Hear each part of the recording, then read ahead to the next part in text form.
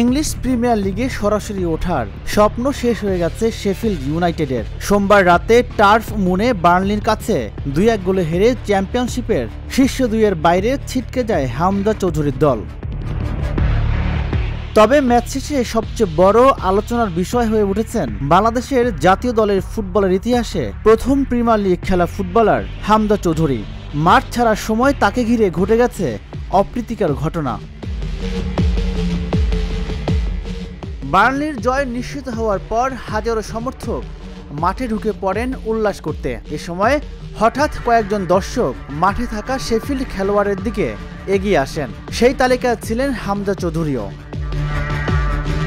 ক্যামেরায় দেখা যায় এক দর্শক তাকে উদ্দেশ্য করে কিছু বললে পাল্টা প্রতিক্রিয়া দেন হামজা। পরিস্থিতি উত্তপ্ত হয়ে ওঠে, এমনকি তাকে শারীরিকভাবে থামাতে বাধ্য হন নিরাপত্তা কর্মী ও ক্লাব কর্মকর্তারা। পরে পুলিশ এসে পরিস্থিতি নিয়ন্ত্রণে আনেন।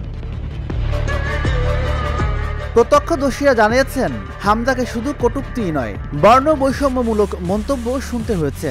স্কাই স্পোর্টসের ভিডিও ফুটেজে দেখা যায় একজন পুলিশ কর্মকর্তা তাকে মাঠ থেকে টানতে টানতে টানেলে নিয়ে যাচ্ছেন। সামাজিক যোগাযোগ মাধ্যমে এ নিয়ে চলছে তীব্র সমালোচনা। কেউ লিখেছেন বর্ণবাদের শিকার হয়েছেন হামজা। আরেক ভক্ত মন্তব্য করেছেন ইসরায়েলের আগ্রাসনের বিপক্ষে সোচ্চার ছিলেন হামজা, এজন্য হামলা হয়েছে তার উপর। তবে কি নিয়ে কথা হয়েছে হামজা বা তার ক্লাব শেফিল্ড থেকে, এ নিয়ে কিছু জানানো হয়নি এখনো।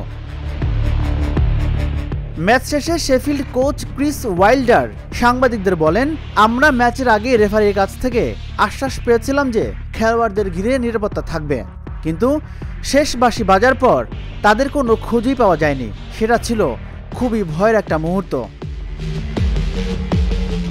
রাজিবুল ইসলাম, ঢাকা জার্নাল।